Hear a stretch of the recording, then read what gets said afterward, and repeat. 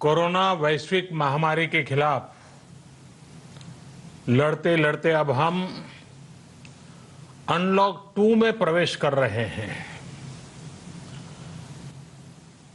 और हम उस मौसम में भी प्रवेश कर रहे हैं जहां सर्दी, जुकाम, खांसी, बुखार ये सारे न जाने क्या क्या होता है, ये मामले बढ़ जाते हैं।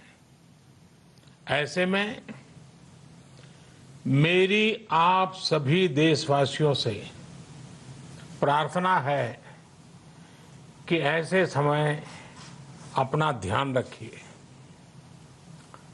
साथियों, ये बात सही है कि अगर कोरोना से होने वाली मृत्यु दर को देखें तो दुनिया के अनेक देशों की तुलना में भारत संभली हुई स्थिति में है।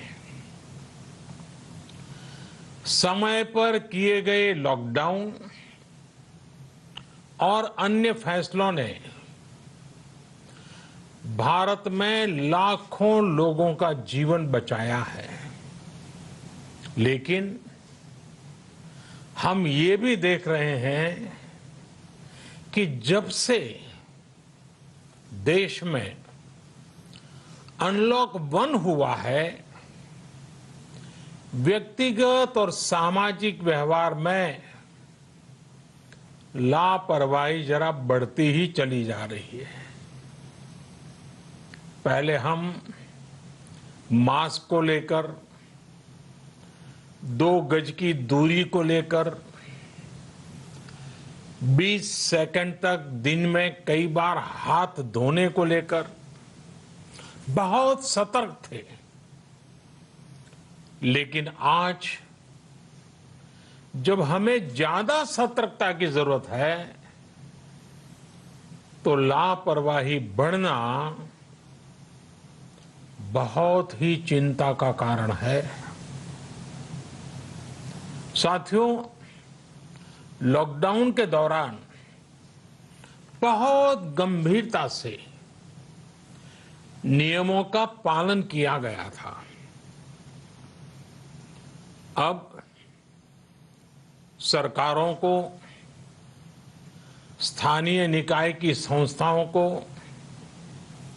देश के नागरिकों को फिर से उसी तरह की सतर्कता दिखाने की जरूरत है।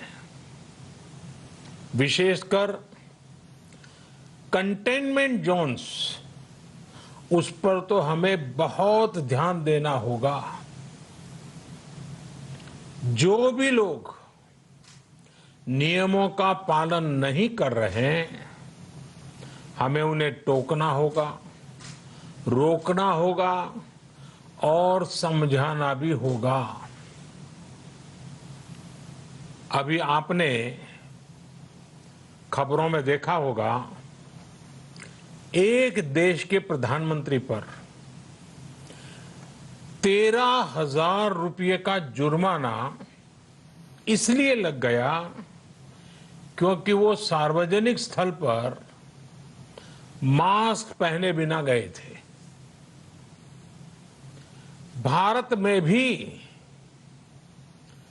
स्थानीय प्रशासन को इसी चुस्ती से काम करना चाहिए। ये 130 करोड़ देशवासियों के जीवन की रक्षा करने का अभियान है। भारत में गांव का प्रधान हो या देश का प्रधानमंत्री, कोई भी नियमों से ऊपर नहीं है। साथियों, लॉकडाउन के दौरान देश की सर्वोच्च प्राथमिकता रही ऐसी स्थिति न आए कि किसी गरीब के घर में चूल्हा न जले। केंद्र सरकार हो, राज्य सरकारें हो, सिविल सोसाइटी के लोग हों, सभी ने पूरा प्रयास किया कि इतने बड़े देश में हमारा कोई गरीब भाई बहन भूखा न सोए। देश हो या व्यक्ति, समय पर फैसले लेने से, संवेदनशीलता से फैसले लेने से किसी भी संकट का मुकाबला करने की शक्ति अनेक गुना बढ़ जाती है। इसलिए लॉकडाउन होते ही सरकार प्रधानमंत्री गरीब कल्याण योजना लेकर आई। इस योजना के तहत गरीबों के लिए 2.25 लाख करोड़ रुपए का पैकेज दिया गया।